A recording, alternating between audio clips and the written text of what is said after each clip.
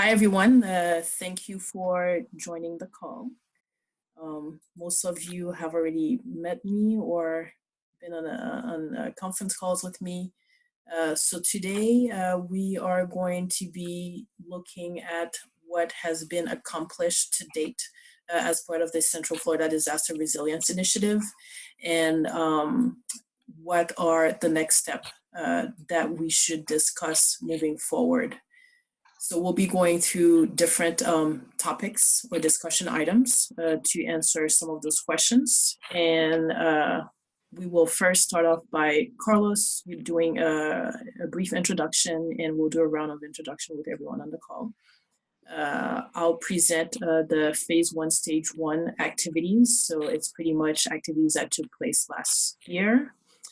Jen Boer will go over phase 1, stage 2, which will address the activities that took place this year.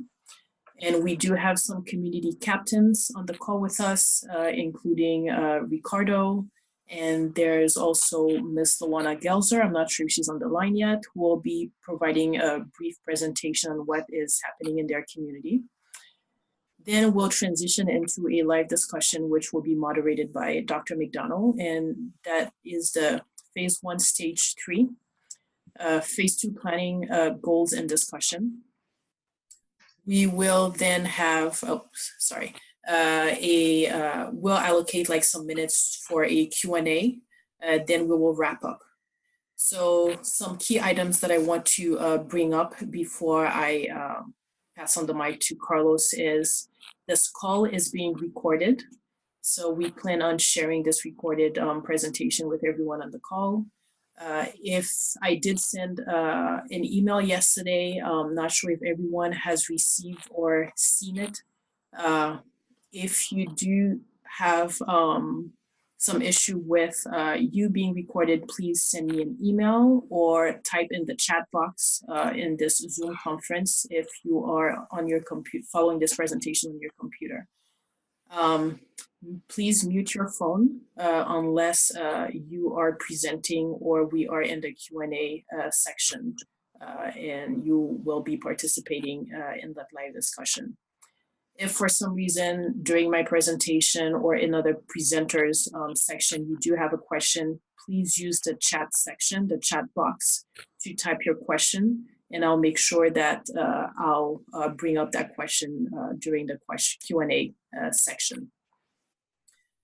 Also, we could use the chat box for when you want to be able to say something in the discussion, if you could just put your name up and request that you talk, and we'll invite you into the discussion.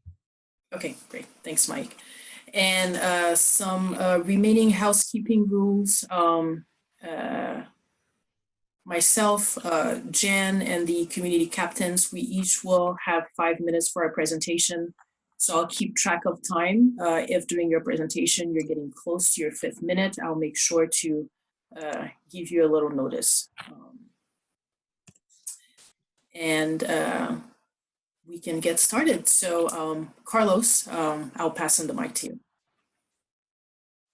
you. As you pass on to Carlos, I just want to thank Carlos for all that he's been doing in the communities. We've seen a tremendous amount of organizational effort going on and a lot of response from the communities.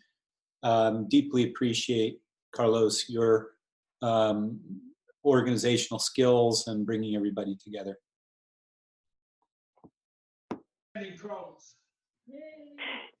Yeah, you know, and I want to first off say thank you to Dr. McDonald and Joanne, who've been alongside with us, and really excited about all the work that we've been able to do. Of course, it's all come from the communities, and I'm just been here to support it. And yeah, I'm excited for this meeting. I'm excited what comes out of this. And I'm excited for the future of this project and the work that we're going to be doing here in Central Florida in terms of resiliency and just a broader environmental climate justice work that needs to happen here for, our impacted communities. So yeah, I just want to say thank you to all the community members.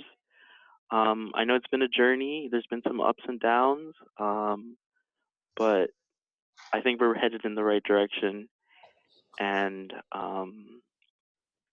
yes, that's all I have to say at the moment. But yeah, no, just honestly, just thank you to everybody who's made this project, right? And it's been the communities who made this project. I've just been here for support, right? So yeah, thank you.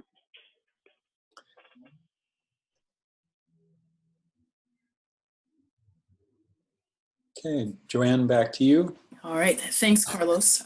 So I know we have quite a good number of folks on the call. If you could introduce yourself, so pretty much stating your name and the community that you are part of.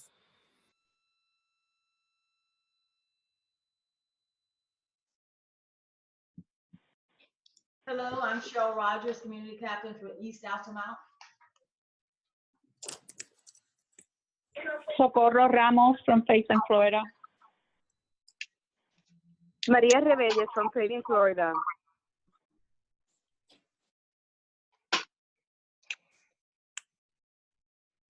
Lawana Gelza with the Paramore and Holden Heights community. Stephanie Wall with the Florida Immigrant Coalition. Christopher Cuevas with Q Latinx. Ricardo Soto Lopez with the East Altamont DRI. Michelle Suarez with Organize Florida.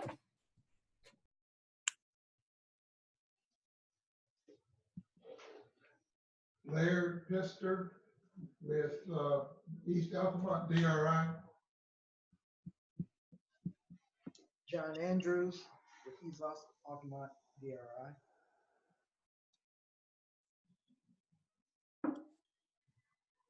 Jan Boer, just with the Disaster Resilience Initiative.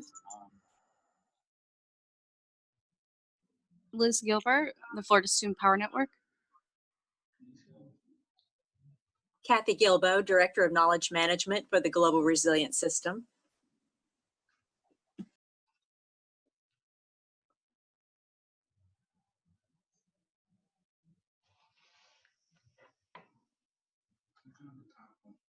Albert Gomez, DRI. Mike McDonald, DRI.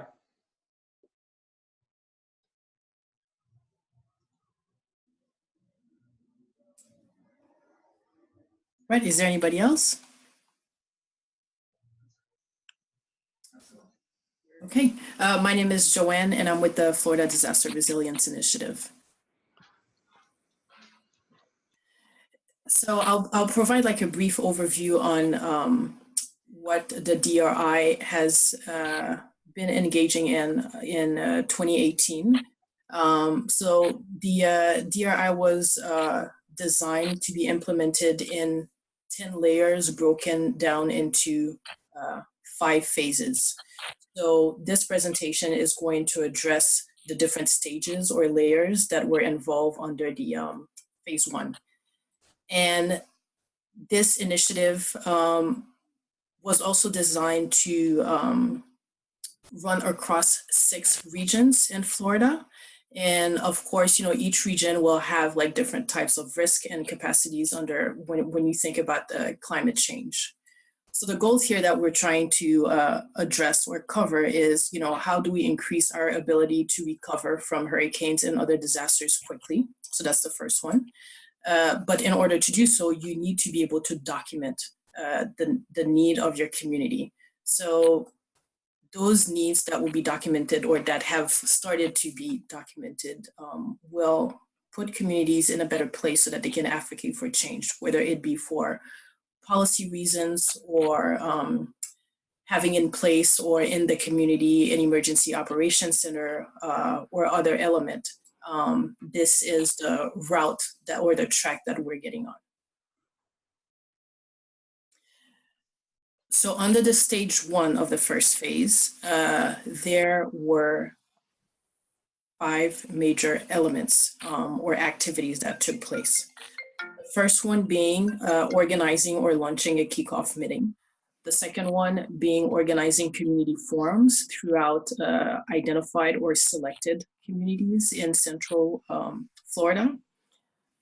A survey that was conducted in the communities, and that survey was the mission critical function surveys and the engagement of community captains from each participating communities. The serious games exercise and the after action report. So starting with the Central Florida kickoff meeting on June 27 of last year, we convened a total of 11 organizations in Orlando, where we met in Orlando. And the discussion was focused on mapping some of the problems, the gaps or disparities, opportunities, key players for organizing efforts to improve climate resilience. So through this discussion, we looked into, or we recollected some of the challenges that were faced under Hurricane Irma. There were about a dozen additional organizations who were interested in attending as well, but for reasons of scheduling conflict, they were unable to participate in person. However, later on, they engaged in the conversations around the DRI. Following the kickoff meeting, Organize Florida and partner organizations proceeded with identifying key individuals who presented some leadership role in their community.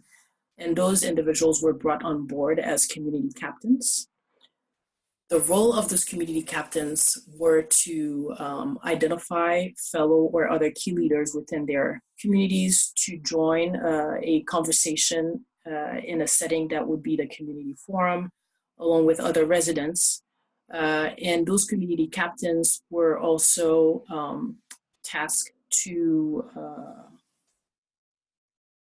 conduct surveys in their communities, and I'll cover this in a following slide, and also gather, their key leaders to participate and attend the series game exercise. So a total of 16 communities were identified to participate in the DRI. And to the right on that image, that gives you like an overall presentation of those communities that were selected. And the community forums took place between July and September of last year. Some communities had more than one forum. Others had one forum up to the kickoff meeting and the series game exercise. When we look at the total number of residents or community members who attended the community forums, that total number was at 130.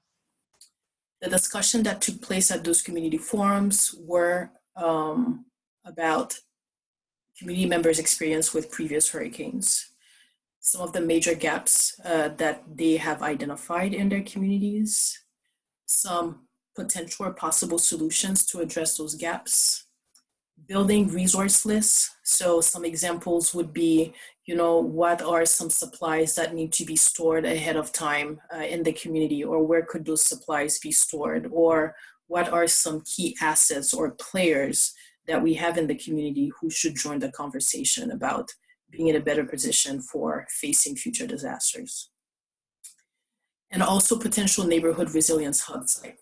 So the resilience hub would include a gathering site or a place where community members could go to have access to some resources, or a place that some individual community members could go to when resources are being distributed.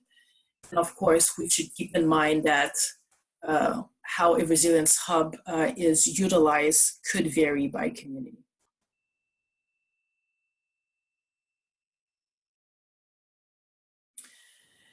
And in addition of those topics that were discussed at the community forums, those forums were also co-facilitated with the community captains. And of the outcomes of those discussions, some of the major gaps that have come out of most communities were Housing related issues. So some communities either do not have an emergency shelter in place, or if there is an emergency shelter, it is poorly equipped. Access to information, so that includes whether information is disseminated in the language that can be understood by the community. So I'm referring to cultural sensitivity. Food and water security. So is there a site where such resource is stored and readily available to the community? And also transportation, if we're thinking in the context of evacuation, for example. That was another major gap that have come out of those discussions. But I want everybody to understand that because each community is different, those gaps that I'm presenting right now are at the very superficial level. And throughout throughout phase one, we've been able to narrow some of those major gaps at the community level.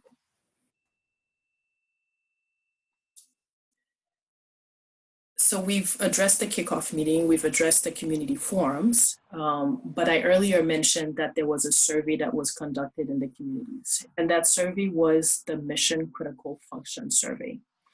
The purpose of that survey was to establish a baseline assessment of 26 parameters that are critical to the functioning of communities. So some example would be, access to clean water, or access to psychosocial infrastructure, or whether there is in place an area for gathering for the community, safety, environmental hazards, and so on.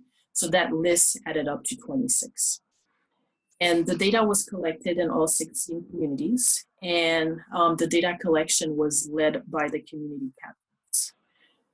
So when we look at what's interesting, we originally targeted 16 communities, but when we look at the data that has been collected, we ended up having information from 23 neighborhoods. And the total number of surveys that were collected was 144. So the data collection for the Mission Critical Function Survey took place between the end of the kickoff meeting and the series game exercise event. So now fast forward to October 6, 2018, the series game exercise event took place in Paramore. And this event was focused on driving discussions co-facilitated by the community captains again and fellow community supporters. And those discussions were to look, at the gaps. So what is not working, what needs to be improved, and some proposed solutions to those gaps. What can be done to address the gaps. And at that event, we had a total of 150 participants.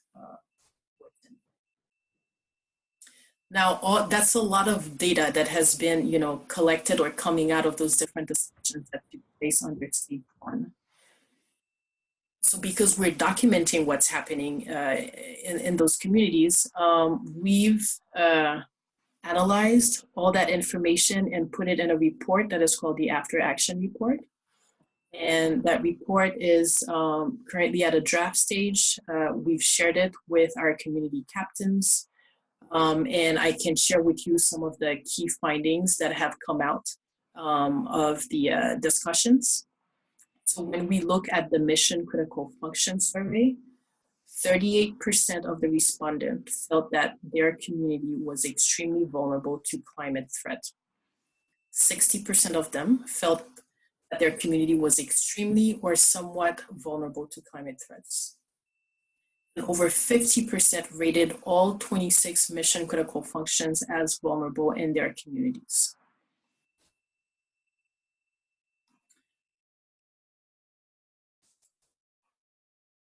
Then we further broke this down on what were the top 5 gaps that have come out of all discussions, community forums, and series game combined. And the top 5 were food and water security, housing and emergency shelter, medical services, communication and access to information, and environmental safety concerns.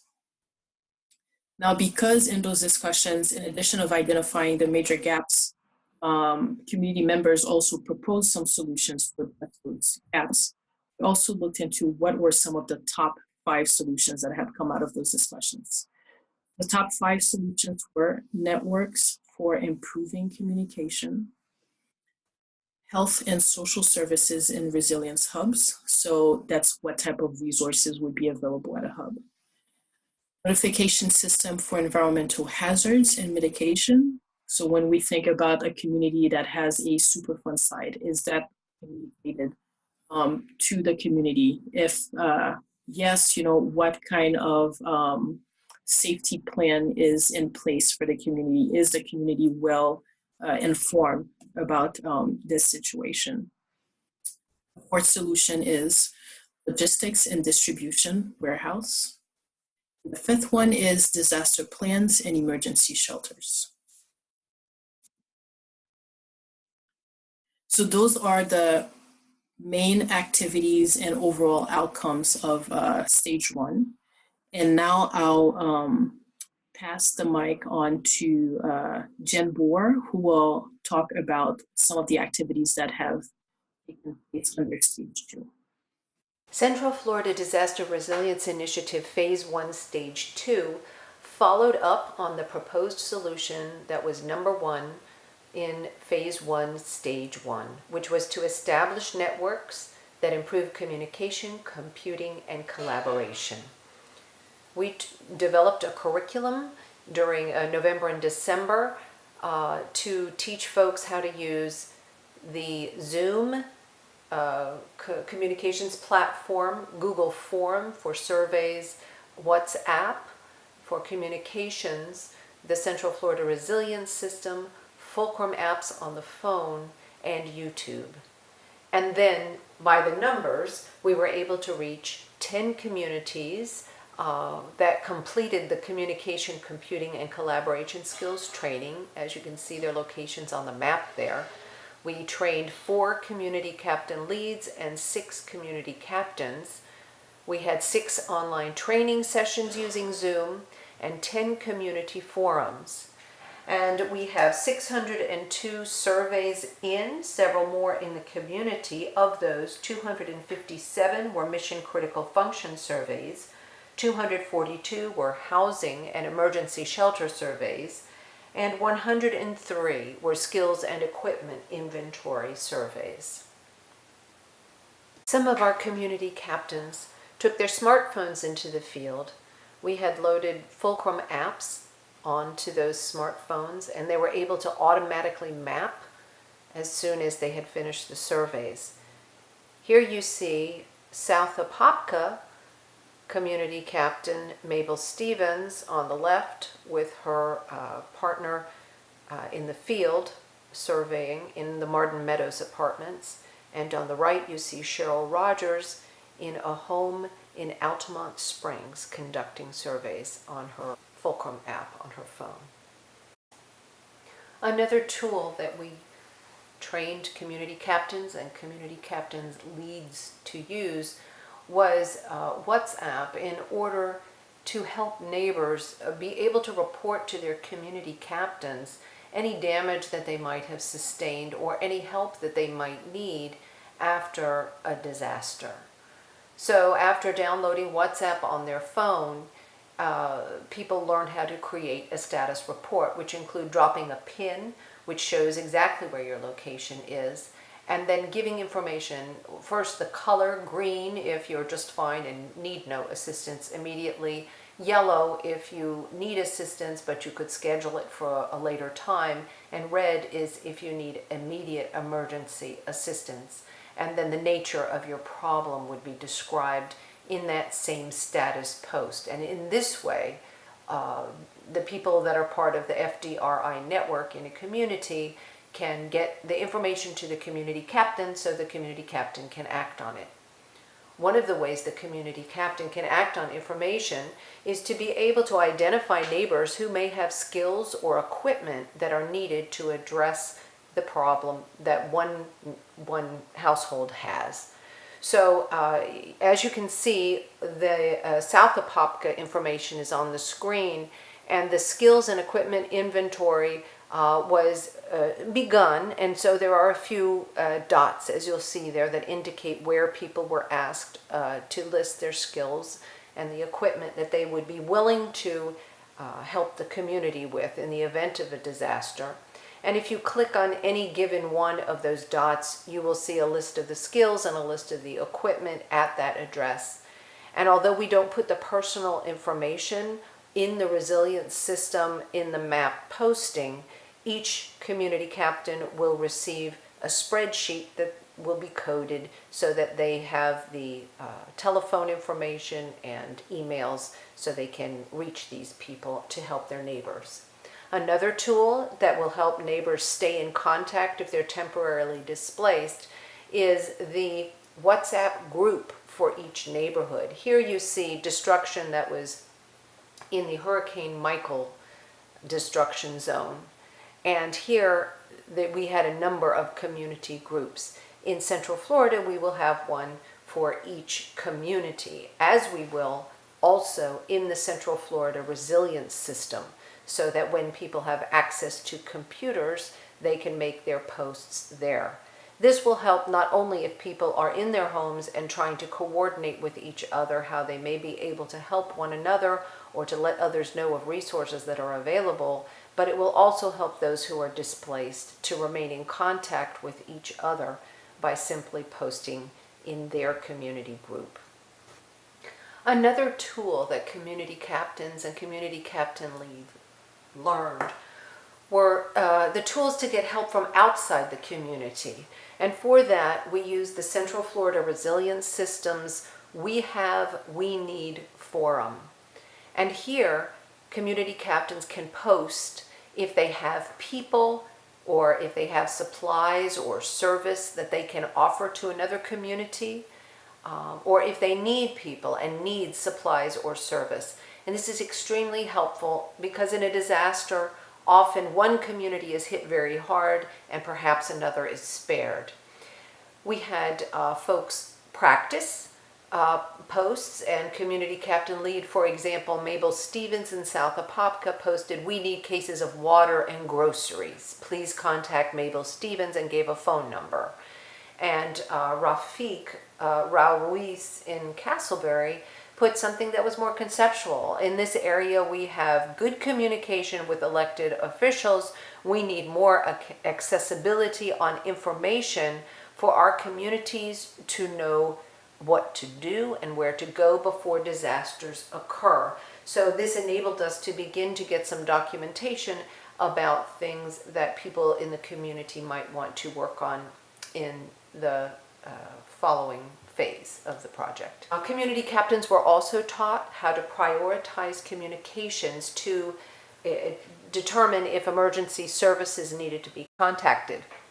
So a priority 3 was a very low priority and could usually be addressed by something in the skills and equipment inventory. For example, if someone needed to cut off their water or cut off their gas, or if there happened to be a problem that someone needed to have a shovel or a rope or something like that, and that could be arranged through the skills and equipment inventory. The priority 2 is a medium priority. There might have been some situation, but it's not quite necessary for someone to arrive on the scene immediately with emergency help. So this might be addressed through the We Have, We Need forum by getting resources from another community, and it might be something that could be handled internally. A priority 1 is something that needs to be communicated to emergency services, and when it is communicated, it is understood that a priority 1 is life and limb. It is something that is happening now. Lives are at stake. Safety is at stake now.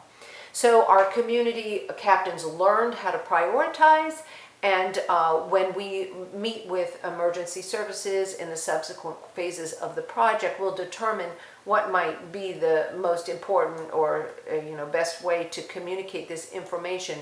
But the community captain leads already have a concept of prioritizing before they communicate, and they have the possibility of posting on the We Have We Needs forum and have somebody at Emergency Services pick up on that feed.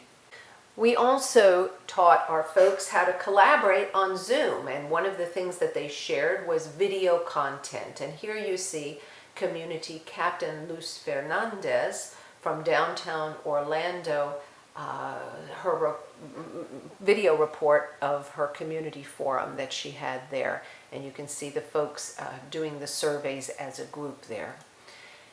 And next we have from Paramore and Holden Heights community forums, we have photographs that were posted that document that forum, and this was done by Community Captain Lead Lawana Gelzer. And here you see the mapping exercise where people in the community map those things that are assets and those things that are hotspots in their communities. And this becomes part of the record that we're working on for the community to assist the community as it moves forward to assess its priorities.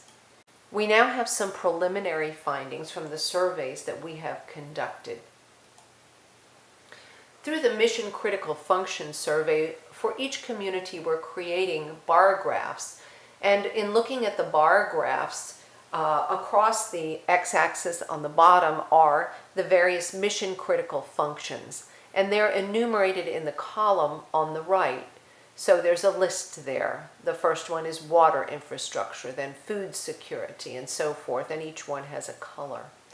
On the y-axis, you see the average score of those who were surveyed in the community that they gave, knowing that 1 was the most vulnerable and that 7 was the most sustainable and resilient.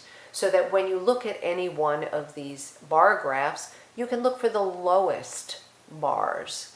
And here you see the third one from the left is gray, and when you look at the chart, that's agricultural production scale, which is the mission critical function that asks if you were cut off from the outside, the roads damaged and so forth, is there enough agricultural production in your community to sustain it?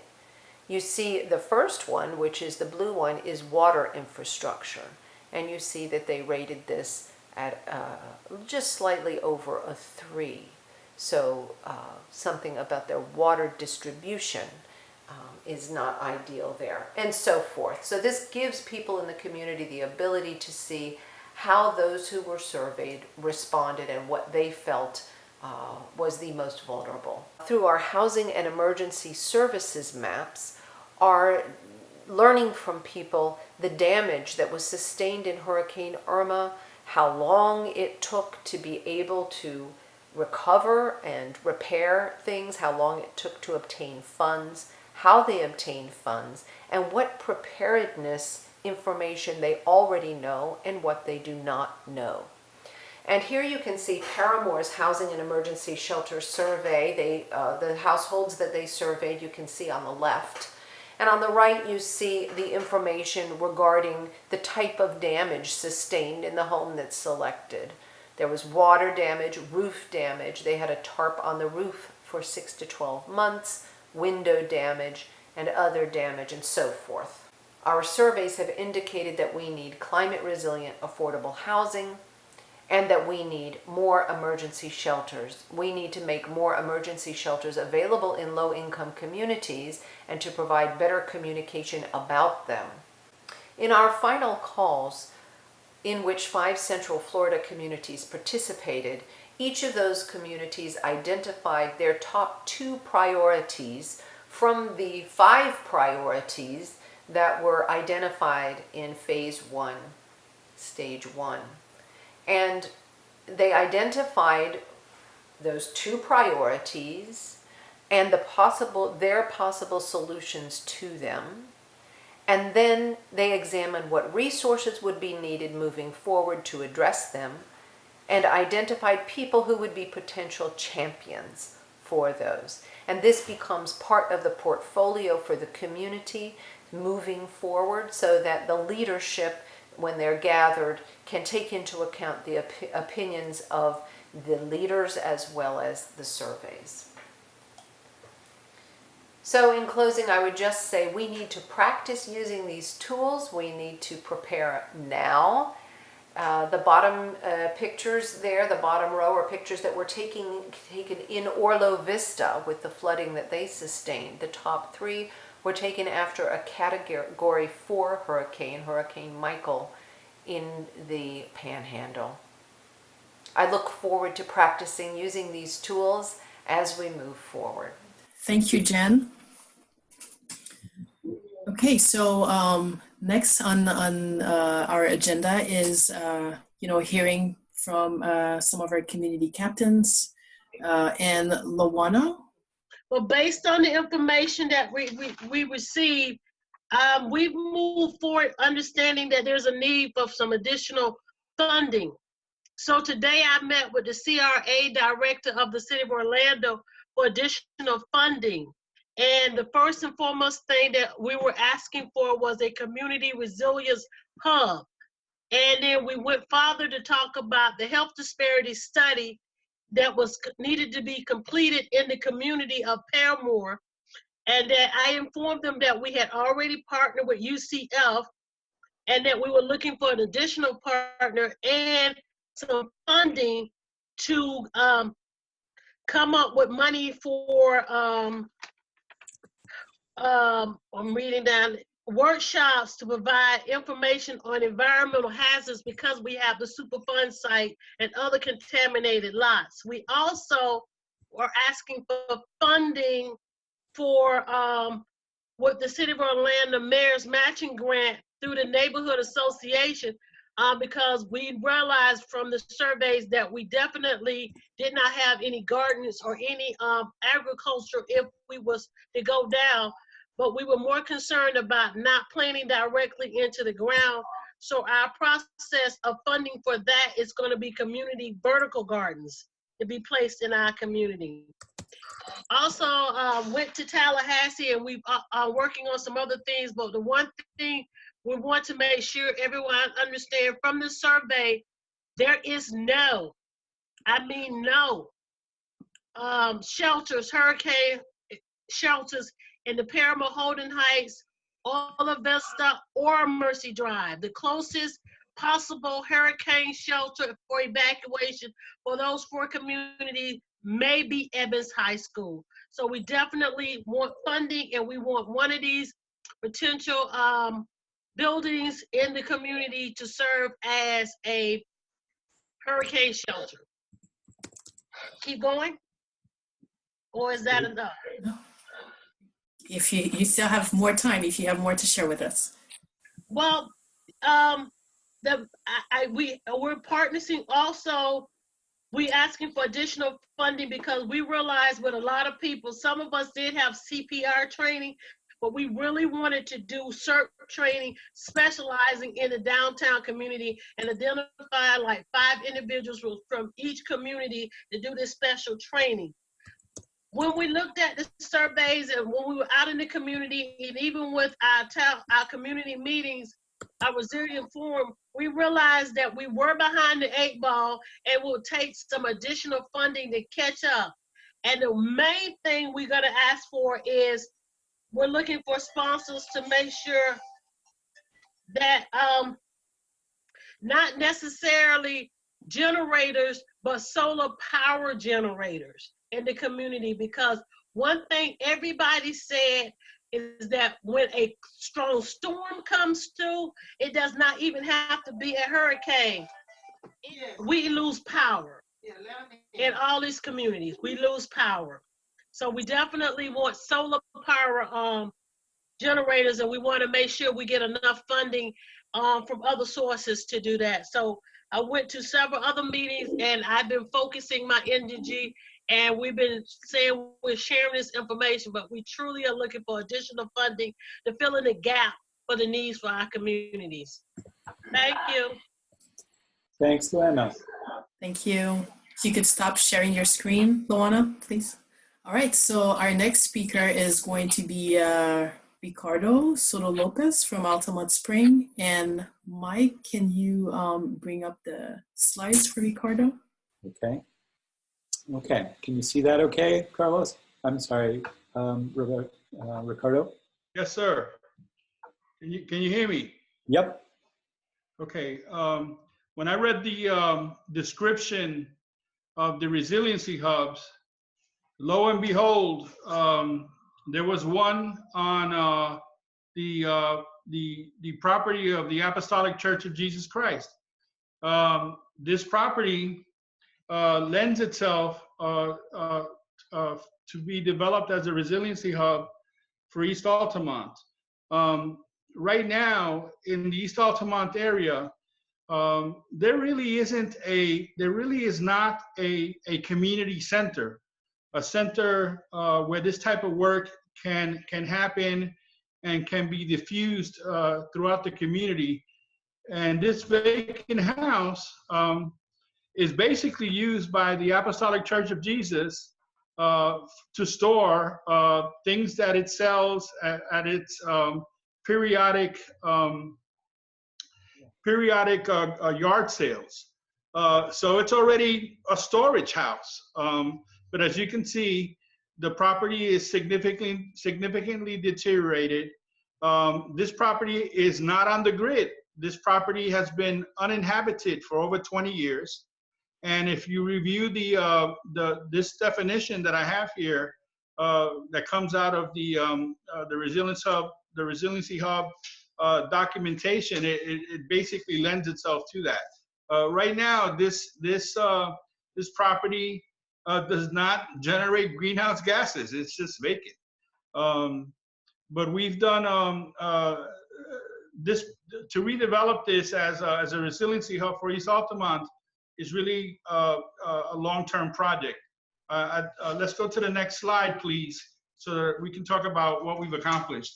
When I put this together, because I was the community captain for the first 7 months of the initiative, or first 6 months of the initiative, and I started to bullet all of these, it looks like we got a lot accomplished. So the real focus, though, is that we need to move forward with the finalize the participatory planning process, which has started in October of 2018, and we've refined the budget twice now. We think that we can work with the church to clear some space to immediately put things away for the upcoming storm season, and at the potential resiliency hub. And we have kind of really been working at developing an approach to how do we create a network of churches and nonprofits found throughout the community and the external community, sort of a hub and spokes planning approach. Because one thing that the community is rich in is wonderful neighborhood churches, community churches. And we believe that with the cooperation of those churches, which are interspersed with the residential housing stock, we have a reach in terms of being able to connect with community as it relates to pre-positioning materials before a storm event, and to be able to activate community volunteers through the hub after a disaster event or hurricane event. We can go to the next slide. And I say we believe that the Central Florida Win with East Altamont DRI can be a model for underserved communities in Central Florida, in that it can be used for year-round trainings. It can be a station for health services to the elderly. In our community, there are a lot of elderly here. They're home. We can engage with government for the pre-positioning of materials. We already have a pending order to pick up 100 tarps and a bunch of sandbags that need to be stored away. And it could also be a meeting place for community fellowship to alleviate trauma in the aftermath of a disaster event and promote community healing and meals and social solidarity. developing the hub at East Altamont has synergies with this incredible work that is done at the Apostolic Church of Jesus Pantry. Just last year, in the calendar year 2018, they distributed over 640,000 food baskets to people suffering from food insecurity. And we believe that there are a lot of synergies that will let us attract public, private, philanthropic, and faith sector support for this mission. Right now, the building is empty. It's a vacant, underused property. It's 896 square feet. It's a cinder block house. It was built in 1968. It lends itself to the establishment of a hub, and it can be powered by clean energy. That's where we think we're at this point in time. This has been a good, yeah. Mm-hmm. Thank you very much. Appreciate your input. Thank you. So that we're going to come back to the resilience hubs, and this begins the most important part of the discussion today, where we get your input into various pieces of what you want to do going forward.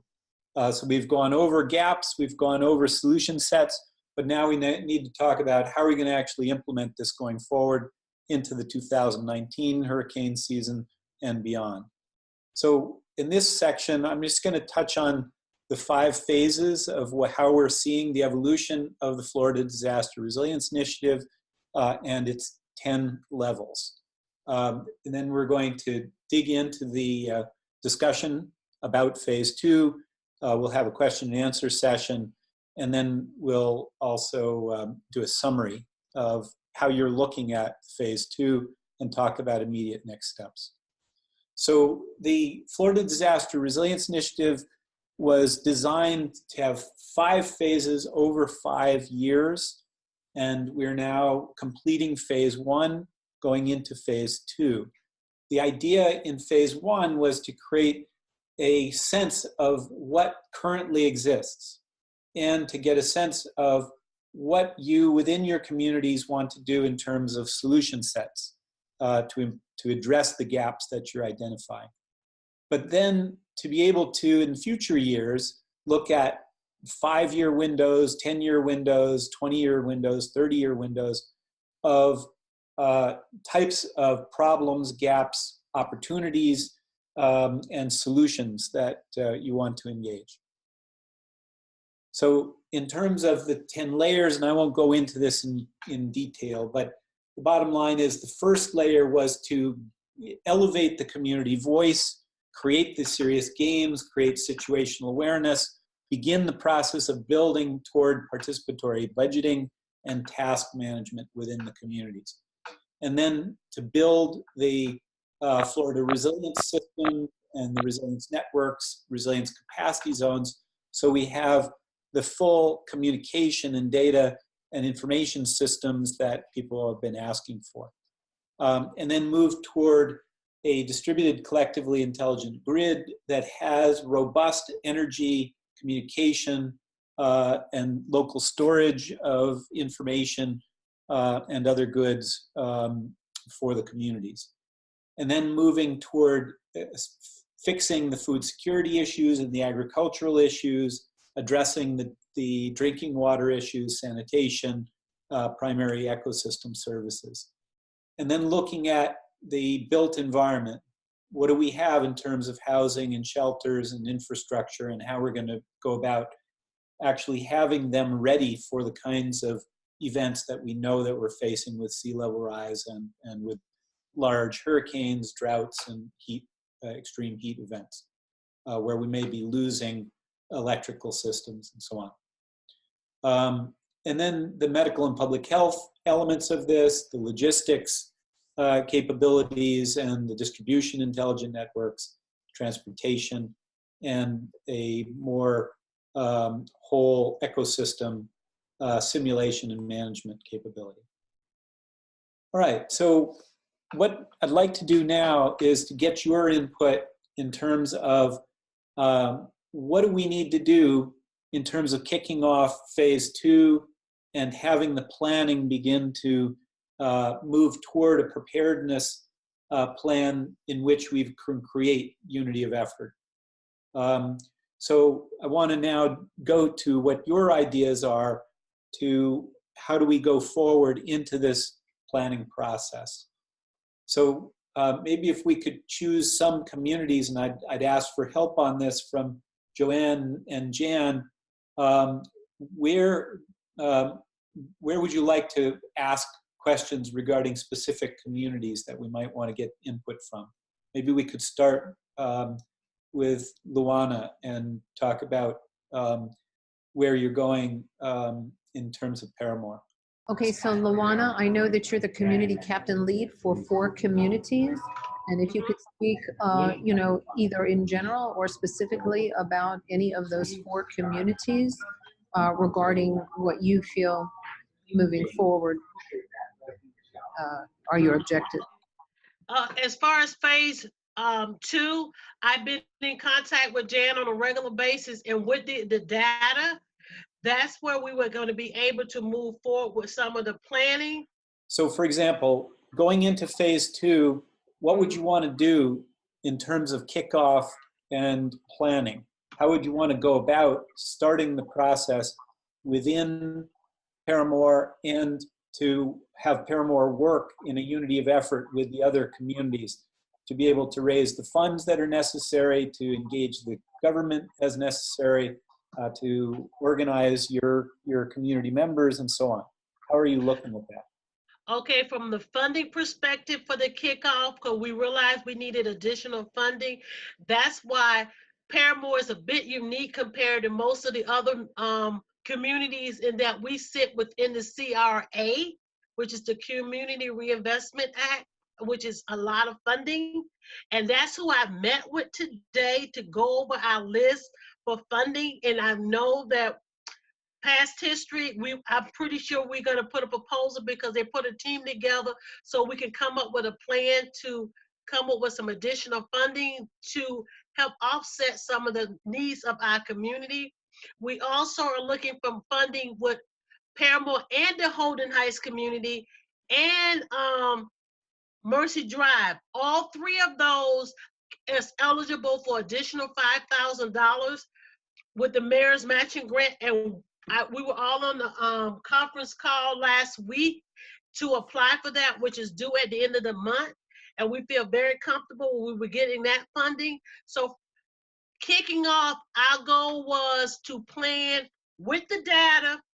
The next step is to make sure we have the funds to move forward. So exercising and doing the drills, we also wanted to include, like I said, additional training and make sure we were okay. So when we came back to the community forums that we were planning to have, actually we were planning to have one in the Paramore community around Earth Day, but towards the end of the month, wants to take all the information, all the things that we've done since October, and let the community be more involved in where we go next. But ultimately, like I stated, we were looking for additional funds for our community resilient hub. We definitely need a hub in the downtown community that can service the downtown Paramore and Holden Heights. Ola Vista is far out. We're looking to see if the community center or the old fire station could serve as that. And then Mercy Drive, we're trying to make sure if the hub could be the community center out there or working with Evans High School, but we're still working on that. So these are the things that we're planning to do, a couple of more community forums to share the information on where we're lacking. So it's not always what I've said in the past. It's not us telling the community what their needs, us coming to the community with what our findings are and asking them how they can participate to improve on what we can do next going forward. So that's our next step. Perfect. Perfect. So Ricardo, could you just say a few words on what you think needs to be done in your community in terms of the phase 2 kickoff and planning? We know the Resilience Hub is, you have a diamond in the rough there. You need some resources to move that forward. But what are you seeing as the mechanism to do the kickoff? I think that the first priority has to be the development of the hub and spoke network to make sure that the sister churches that are in the community, we're all working in unison. Like I said, there are about 9 churches that are interspersed in the residential area, and that building that network is key. The hub project in and of itself, I think it's a longer term project, and the resources are going to have to be found for that. As you know, I did a survey of the commercial in our area, and relationships have to be developed with the commercial component of the community for donations and things of that nature. So I think priority 1 is develop the network of churches and other possible external nonprofits that be supportive, and then subsequently, continue to refine the plan for the hub. Those two elements. We have ongoing meetings, regular meetings now. We got a solid core group of people that have historical connection to the community. Excellent. Thank you so much. So what about others? Anybody else want to talk about how they're looking to kick off their phase 2 efforts in their communities? We've got a building that the church is going to let us develop as a hub. What we don't have is any specific plans. Before we try to renovate this hub, we're going to need to develop some type of site plan for that building. I think that's, as far as that building, that's what we need to do next. Great. The other thing you mentioned was exercises and drills. I think we need to contact the Seminole County EMS management, emergency management system, and work through what we need to do when a disaster hits, just so we get used to working with them and they with us. Those are the 2 things that I had. Yeah, let me go from that to the Emergency Operations Center communities, the community chairs. What we're going to need to have is a system that connects these resilience hubs to the emergency operations centers, which includes logistics and distribution and communications and so on. Are there any discussions going on yet between your communities and either the county EOCs or the municipal EOCs? Anybody have any of that moving forward within their community? Yes, we do. We have met with the Seminole County Emergency Management System. They came to our location and gave us a presentation. And I'm just proposing building on what they're doing with it. They've been very open to us coming and asking for assistance.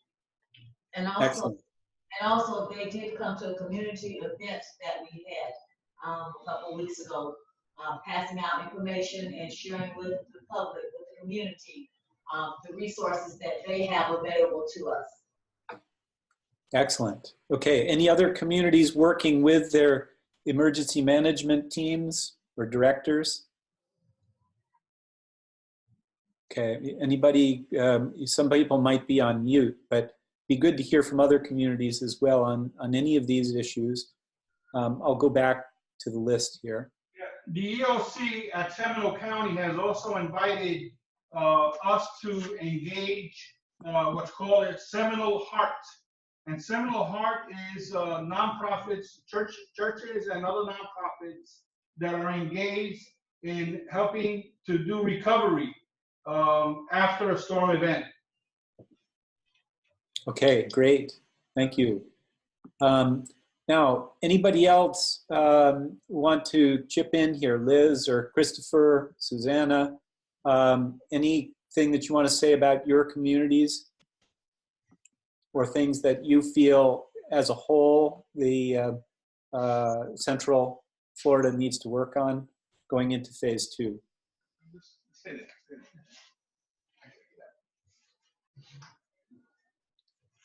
Okay, so If I could jump in, Mike. yes. Christopher, if you're still around, we had a conversation back. So Christopher and I, we had a conversation back in December, and he did mention, the interest of having some of his staff or team being engaged in, disaster preparedness related items, whether that be like training or creating a team that would be assigned to leading a disaster theme oriented department. So Christopher, I guess one question or something that I would like to hear from you, if you've thought about it, is based on what you've seen from the Disaster Resilience Initiative, how do you see like this effort being an asset to helping you develop that vision that you have for Q Latinx? It certainly lays a strong foundation for us to be able to integrate elements of disaster preparedness and the work that we're already doing around racial equity for queer and trans communities. I think one thing that is sort of missing from this component is how we are also intentionally building spaces that are affirming of LGBTQ individuals who have traditionally and historically not felt affirmed in faith-based spaces that are primarily becoming these disaster resilience hubs.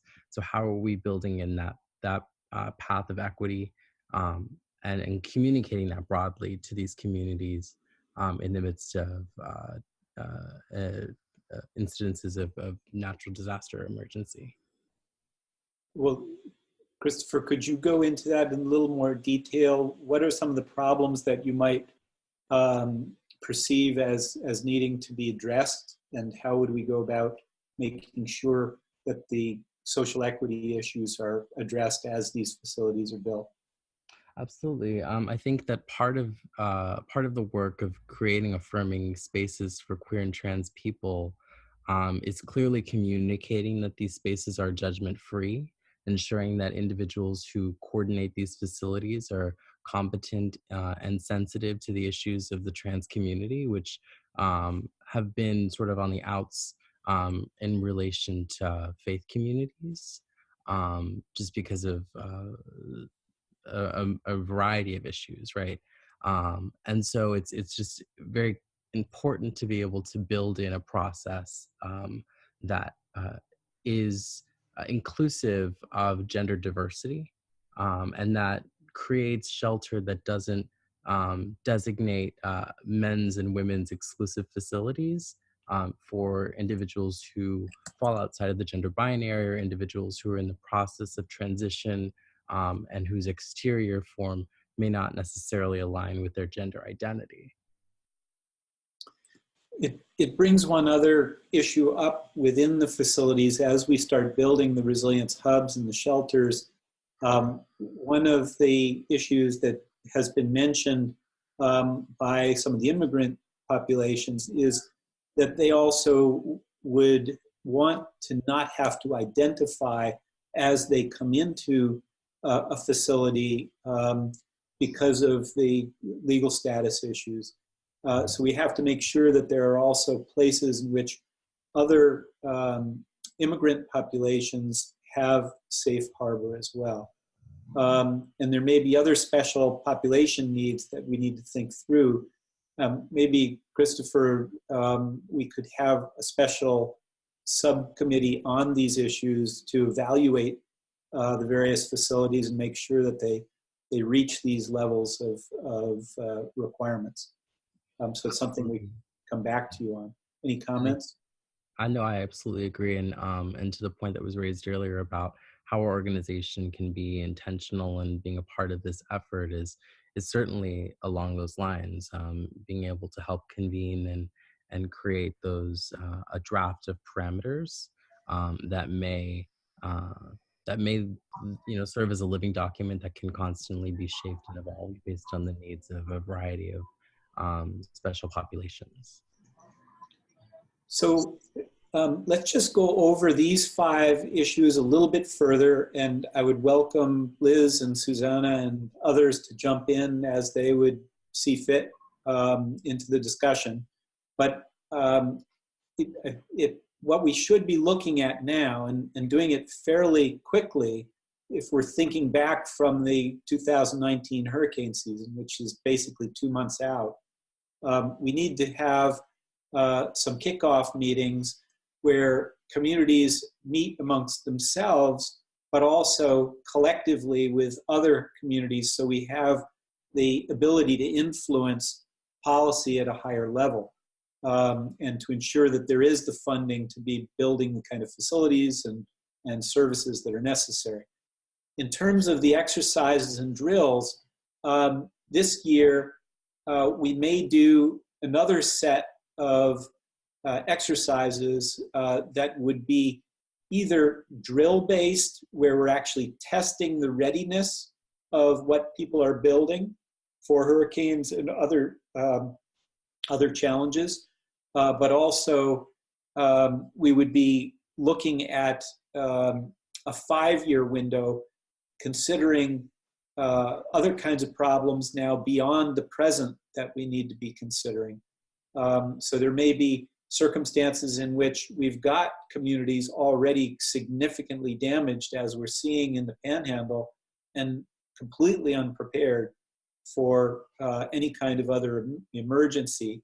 Also areas in which we might anticipate there'd be large migrations to those areas, and yet they have no facilities that can really accommodate where we would have population increases, as we did in Central Florida with the migrants from Puerto Rico following Hurricane Irma and Maria. So we need to make sure that we're actually doing the drills to make sure that we're ready. But in addition, anticipating what's to come beyond the current challenges. So the community forums, ideally, we would be holding those community meetings and then holding meetings that would create a unity of effort across the Central Florida region. The resilience hubs we need to identify for each of the communities, as I think Luana has already begun to do with the Paramore area and adjacent communities, for example, and Ricardo has done with his community. Now, on the community chairs, I think what we need to do is to have a subcommittee that approaches the county and the municipal EOCs, and there seems to be great interest in this kind of interaction. In fact, I think that there's going to be some discussions tomorrow between some of the organizers from Central Florida and the government officials. All right, so any comments on these issues before we move on to the next 5? And again, I would welcome Liz and Susanna and others that haven't spoken up to jump in. So any comments before we move on to the next 5?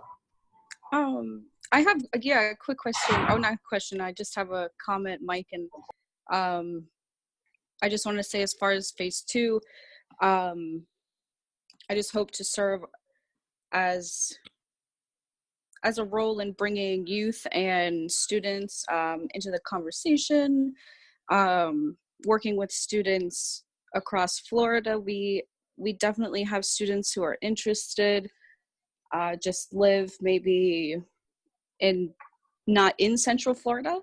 So I hope to be able to connect further with you all, to plug in these students who live in other areas of Florida who want to get involved and help build their communities.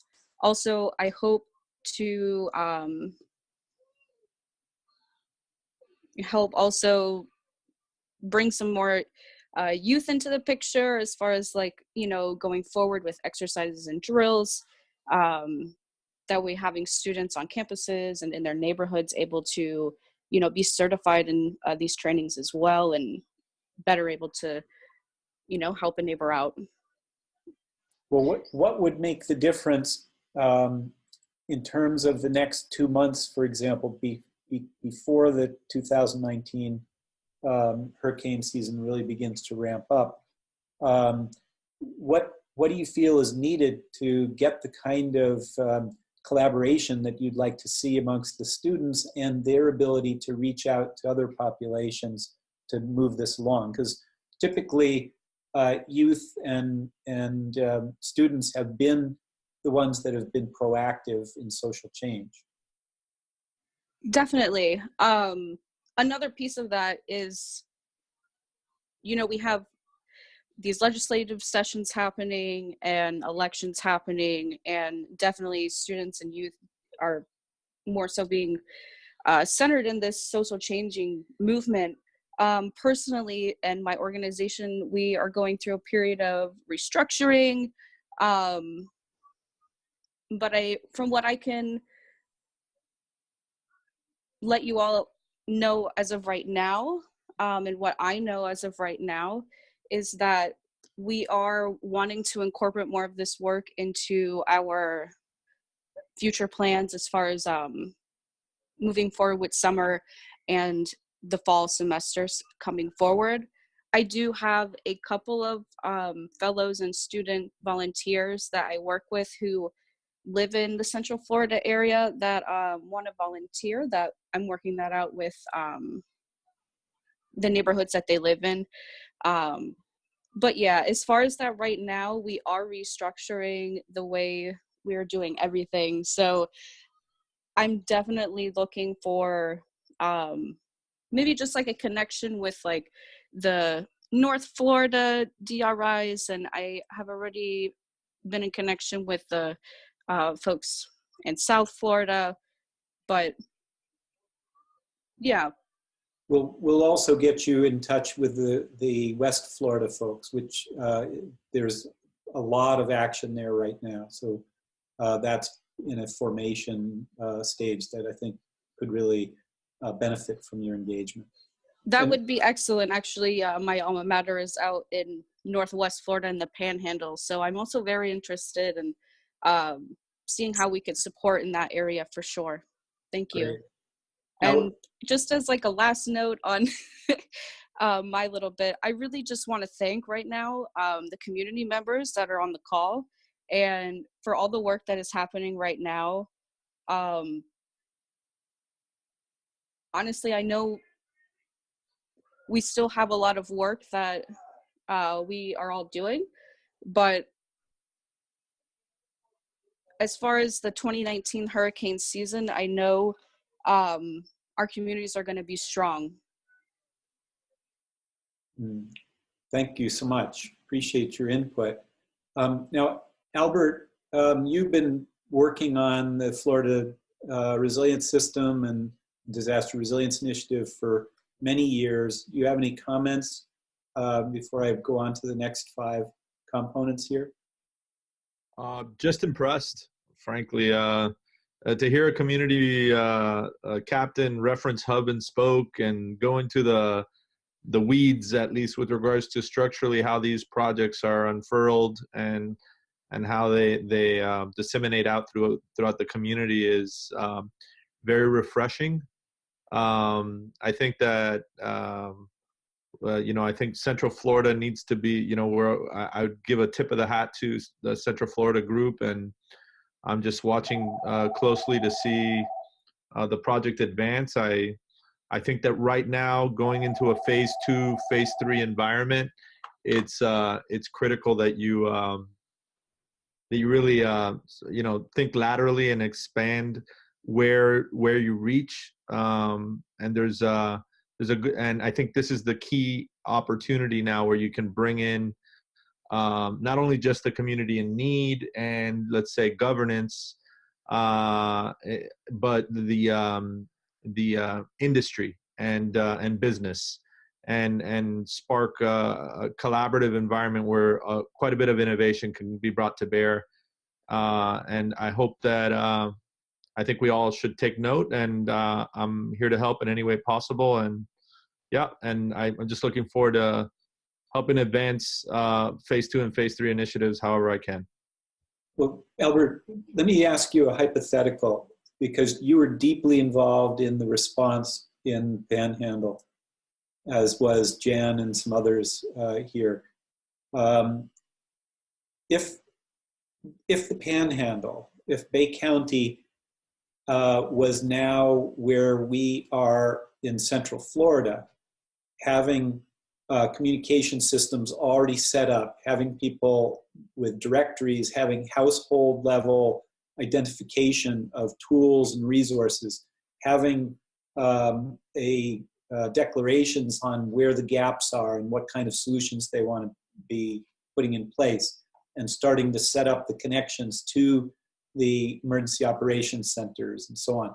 If that had taken place in the spring of 2018, before 5 months, 6 months before Hurricane Michael, they had a year to organize. What kind of difference could it have made, and what does the Central Florida communities need to think about now to really think seriously about getting hit by an event like Hurricane Michael? Where do they need to go from where they are today to really be ready? To your first statement, I would say that it would be, I mean, it would be a completely polar opposite reality. Right now, I mean, in Northern Florida, in Northern Florida, I witnessed a lot of different scenarios, but one thing I did also notice, because I'm from South Florida, is the disparity with regards to how government reacts to different disasters. If there's a burden of disasters one after another, you might not get what you think your community needs. And in Northern Florida, we call it the forgotten disaster, even though, it's 10 times what they paid out for Irma in South Florida is being paid out in Michael. But the problem is there's no connectivity and no organization with regards to, let's say, throughout the community. It was at a faith-based level pretty robust. But beyond that, when it filtered out to the community, the social classes and race and all these different, let's say, distinctive community characteristics became lines of separation. And where there was a bit of a breakdown where people were crossing lines of what they would traditionally were blocked off and not really crossing over, it did force that a little bit, but it was still so entrenched that what we're seeing now is a bog down of how that money filters down into the community. Having an organizational, situational awareness, connectiveness throughout your hyperlocal neighborhood and community, knowing that you have community captains, knowing the assets within the community, and being that point is hypercritical. It's so important. Just myself, somebody referenced CERT team training, absolutely required. I'm certified, and you would get linked into a network that is the, let's say, 4th generation command and control that you need to kind of interface, even though you're more lateral and you have a more flexible methodology of how you're going to operate within your community, because having that and being that point of contact to that wealth of asset within your community and situational awareness within your community makes you the most important person at that time. And you would leapfrog forward into connecting to the power brokers of how they're going to respond to that disaster, because you will have a clear understanding of the gaps, who has the damage, and where are the assets. And at that point, no disaster can be handled from traditional networks anymore. It has to happen at a hyperlocal level, and with communities coming together and responding to it in the best way they know how. If you had the information, just having awareness, having clarity on where the assets are placed in your community, where the needs are, where the gaps are, and being able to filter the powers that be in a ready, clear fashion with an organized construct, you literally leapfrog a need to more of a demand, and that demand then can be brought forward much more quickly. And so the speed, the latency in response, the clarity of the situation, all of that is brought to bear by having these organizational structures in place, and that is literally the biggest gap post-disaster. So and what happens is the community gets disconnected at that point. They rely on their elected officials, they relied on their operational government officials, and which are appointed, and the reality is they're overwhelmed at that point. Their bandwidth is not there to be able to support at a person-to-person level. But you're connecting, you're consolidating, you're organizing, and by doing that, then you're the eyes and ears of those people, and people will trust. Your in hyperlocal trust networks will extend then into government, and that is invaluable. And what that happens is, when it comes to a response, when you go to a community that has that organizational awareness, is that fabric formed, the trust network will extend out to the powers that be, and backup funding support will come to them first, because they will have the faith that you will not squander it, that you will organize it, and that you will distribute it and support and help advance the community up and forward in a kind of organized and also programmed to the need, not just standard boilerplate. Here's a tarp, here's some water. That might not be what you need, and that is another big gap that we see post-disaster, where they're putting out stuff that's not really required, and they're mismanaging what the response should be. So I would say there's a whole litany of things that open up, but resolving latency to response will be the biggest gap that you fill. The floodgates will open at that point. The proverbial floodgates will open at that point, and having that organization in place is critical to make that happen. Well, Albert, I don't know if it's appropriate or not for you to put on your video for a moment, but I'd like people to just be able to see you, if that's possible. And I'd like you to just talk for a moment about the action teams and their ability to be smart swarms during an event like Hurricane Michael, and where do we need to go in phase 2 with the action teams to be ready for that kind of event? And then secondly, we've laid the foundations for participatory budgeting, but it's really only a community-directed set of resources. It's not a full participatory budgeting process yet, but it's now going toward that, where we could actually have the communities making requests for budgeting and receiving funds that they can then work with the community to allocate the funds. So I'm wondering if you just comment on those two things, because I know you've been thinking deeply about that for a long time. But we don't hear you. I would say there's two real things that maybe deviate from the standard protocol of how you operate it, but just on my view of it, there is an asset and a gap reality that kind of converges in these disasters. Everything gets accelerated. That's what these storms and these disasters are. They're accelerators. We talk about acceleration now in government, and what I'm looking at is post-disaster, it's all about what you have and what the gap is. And a lot of that assessment can happen prior to a storm. And what that does is it bolsters the asset. So whatever assets you do have, whether it be personnel, awareness,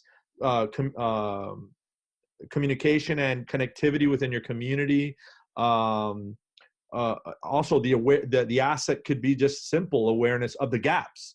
So, but then also clearly defining gaps and maybe a clear resolution ahead of a storm. In other words, we're all going through slow moving storms anyway, let's call it, or slow moving disasters in any community. You know, there's always strife. There's always an issue that's bearing down on the community.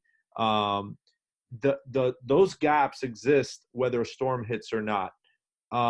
Gaps are storm related, and gaps are existing that get accelerated with that storm. If we were to have a clear assessment of what those were, and then match that up against the asset profile that we have, a lot of resolution could be brought to bear ahead of storms, and that's useful, and that's what kind of a phase 2, phase 3 reality brings to bear. It allows people to start collaborating in a dynamic format. You've now built your trust networks, your base trust networks, and then you're reaching out to the community at large to then forge new trust networks or individuals within that trust network that can help fill those gaps and can help solve some of the problems that are readily identified by your phase 1 leading into phase 2 engagements. And now you are developing phase 3 resilience concepts and initiatives that solve those gaps ahead of the storm. It generally raises the resilience of the community ahead of a storm. It gives you a plan of attack. It brings new actors to bear on how to resolve that. And then finally, I would say that when the disaster hits, everybody's immediately animated because you've been talking about it, you've been engaging it, you've been scenarioing it for a while, and now you're coming into the realization where you can build on the trust networks that you've been forging and move them into a real-time environment. I suspect most of you in a phase 3 environment ahead of a storm, hopefully, will have the opportunity to engage that ahead of a storm. You will have scenarioed out solutions or even proofed out some solution sets in a phase 3 environment, whether it be reaching out to your local government and requesting funding for gap filling on certain aspects of gaps within your community. But reality is that could also happen from the private sector. But those types of conversations need to be had at this level now. And it's all, and I fundamentally say it's all looking back and being truly situationally aware of your of where you are, where your community's at. Get your action teams together, address it, map it, understand where you are. Janice going through the review and graphing it and identifying where those gaps are. Funny that in Central Florida that would be a gap given with all the front yard farming and things like that. So what we think we might be strong in is probably some of the things that could be the biggest gap until you start engaging in a collaborative environment across your neighborhood. So right now it's really about believing in the trust networks and your action teams and the individuals that you've already identified. Have a clear footprint or fingerprint on each of the partners within the action teams and what their assets are and what assets exist in the community. Match that up and overlay that up with your gaps, and then go and engage in developing a strategy on how to reach out to your local, state, or federal government, and specifically the private sector within your hyperlocal level or regional level to see how they can link in to solve some of these gaps and be part of the solution by engaging them on the identification process. So right Great. now it's about replicating the same type of things that you did in building the action teams and migrating that over to a solutions environment. And I think this is like the time to do it. Hurricanes come around, you're going to have a great opportunity to leap right into solution implementation, because what do you need? If you know what you need post-disaster, or you know what you need in your community immediately, they'll know what to fund, they'll know what to support, and then they'll act much more quickly. No situational awareness, they won't know what to fund. and they'll give you the standard response. And I think that that's the biggest gap. Thank you, Albert. We're going to have to go to next steps here pretty soon, but Jan, you had a few thoughts you wanted to jump in on, and I think you also wanted to ask Luana a question. Did you want to deal with exercises and drills, or did you want to go straight to asking a question? I wanted to address exercises and drills and say that from what we've seen working with our community captains and community captain leads, the more practice that we can get by integrating our communication systems into those drills so that people get practice with them, the better off we'll be in the long run, so that things become automatic. And the other thing is, as we develop these resilience hubs, and we're going to need to have, standard procedures, standard operating procedures, so that when we speak about an FDRI, a Florida Disaster Resilience Initiative Resilience Hub, people understand what that is. I would really welcome the involvement of, Q Latinx, also, Catherine Diaz and her whole team, when we do these drills, to have, the committee that as silent observers, to have a separate report of what they see through their eyes, so that can go into and inform standard operating procedures as we develop them. Great, thank you. And was there a question to Luana that you wanted to? Well, Luana seems to have heard that there's some kind of a meeting tomorrow with public officials, and I didn't hear that, so I didn't know. Is there a meeting tomorrow that others here need to be aware of? I wasn't aware of it. What I think we should do is ask more about it, and then bring that to them in an email follow-up. We've got just a little bit of time now to get to questions and answers, and to talk about next steps. So, Luana, did you want to say anything at this point before we jump into the question and answers? Okay. So at this point, I'm going to go back to the to sharing a screen for a moment. And I think we should talk a bit about these last pieces of the puzzle. The participatory budgeting has, the process has been set up. Obviously, the amount of money is not enough to deal with what we know we need to do in phase 2 now. So there's going to be a lot of questions regarding how we're going to approach government at the municipal level, at the county level, at the state level, at the federal level, and how we can better achieve these things when we work collectively on them. The amount of data we now have and the presentation of that data that Joanne and Jen have done such an excellent job on, that provides us with a base to actually make some pretty clear asks as to what we need.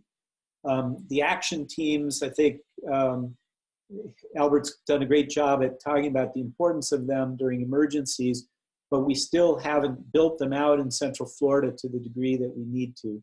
And that probably will be engaging universities and private business and government officials, but ensuring that the communities have not only a voice, but a management role to play in those action teams as they come into the communities. In addition, we've done a lot of work on the communication and computing environment. Jen, thank you so much for that, and Joanne and Kathy. Now, I don't know if we still have Kathy with us. I don't think so, but let's yes, see. Yeah, Mike, I'm here. So, Kathy, do you want to make any comments on the communication and computing environment at this point? Yes, actually, I would like to, and I would really like to address this comment to Liz. She mentioned that she would really like to get the youth and students engaged, and I would pose to her that we really do already have opportunities to serve for youth and students, especially those who are really interested in the technology portion of this, because we are really in need of data stewards right now to get all of this, or as much of this important identified gaps and solutions up and posted, so that we can start to share this information with all of the other people that we need to share it with. And if we could have a small army of data stewards in the next couple of months, that would go a very long way towards helping us be prepared for the beginning of hurricane season. So if any of the youth or students or anyone else who might be interested in helping us get started with our data steward program and advancing that along, that would be very helpful. Yeah, and I think, Liz, for the students that have a particular interest in policy, having your ability to work on gathering the data, doing the analysis, building some policy positions with the community members, that would be very powerful for starting off in phase 2. So we'd love to have more discussions with you about that. Now, in terms of the coalition management and governance, what is it that you want to move forward? How do you want the Central Florida Disaster Resilience Initiative to be governed? How do you want it to be structured so that you get the say that you want in at your community level, but also at the regional level? And I know some of you have been really pushing hard on these issues, and it's been a struggle. So any comments or questions on those issues of how we're going to build a coalition that truly is representative of the needs in Central Florida, and especially the voices of the communities that have been most disenfranchised? Mike, I would love to answer maybe Kathy's question real quick, unless you think it would be more appropriate to further it like after this call. No, go ahead, and just if you can, just make it short, but could you also share your screen with us so we can see you? I am unable to share my screen right now. I'm also feeding my child, sorry. I have a 5-month-old son. Sorry. But yes, Kathy, that sounds amazing. And we actually have a communications team of students in different locations in Florida that I think would love to get involved in like data stewarding. And they are working on types of things, including infographics, graphic design, and just different ways we can utilize tools on the internet and social media to accomplish goals like this. So I would love, to talk to you more about that, maybe off of this call for sure. And then that other point, all of this definitely intertwines and is intersectional with, civic engagement and bringing this data to our elected officials and holding them accountable to serving our communities. And I would love to help support that, however I can with the resources, what resources we have, I guess. So far looking forward, we're trying to engage students in voter registration,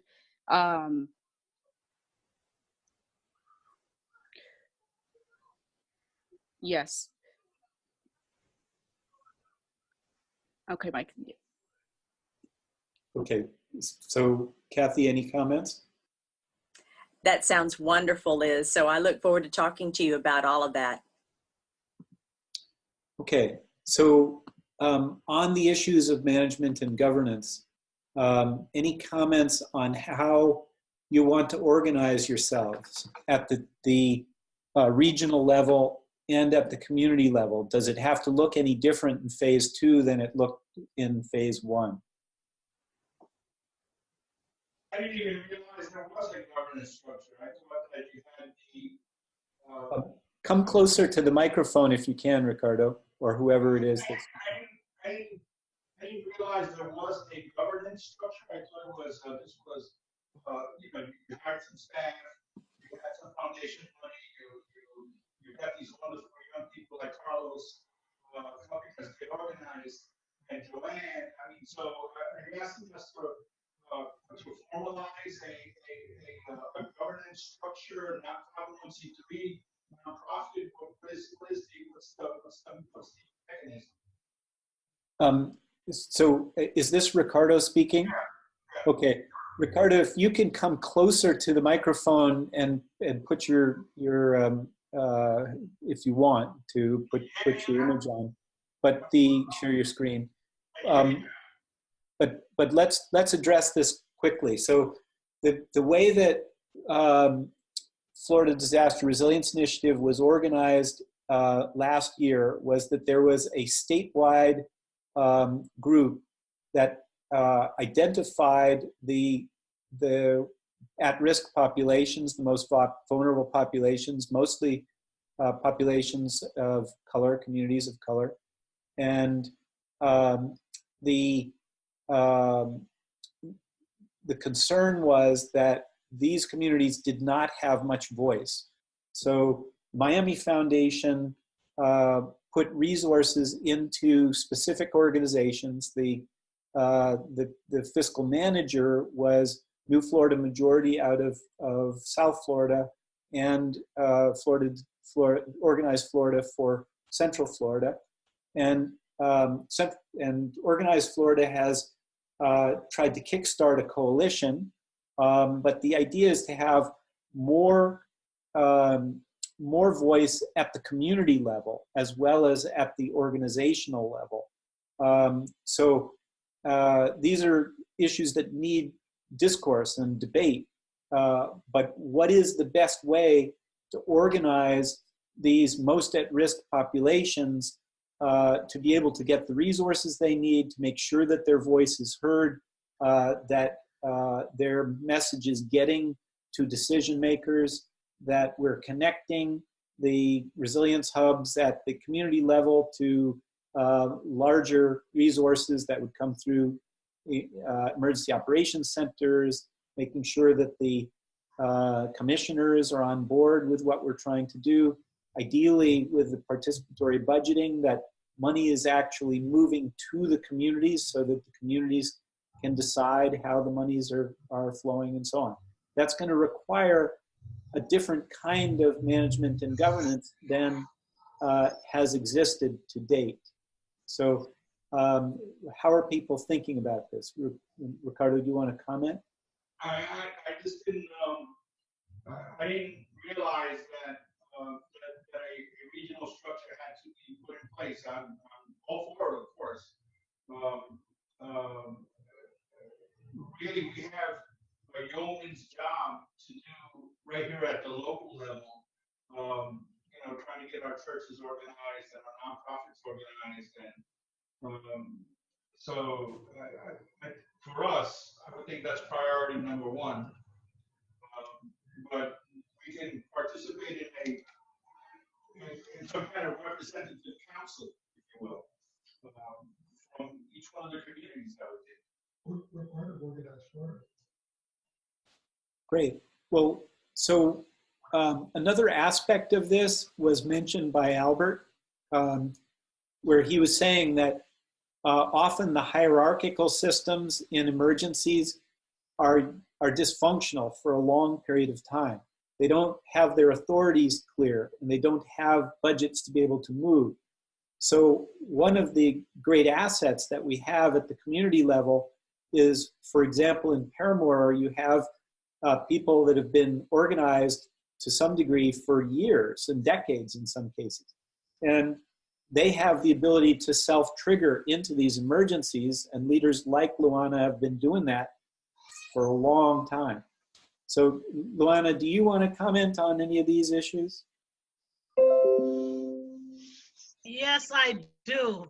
My concern is now that we've got all the data, it's very important that we get the resources. And like I said earlier, because of the location of Paramore, that's why I met with the funding source as far as the CRA.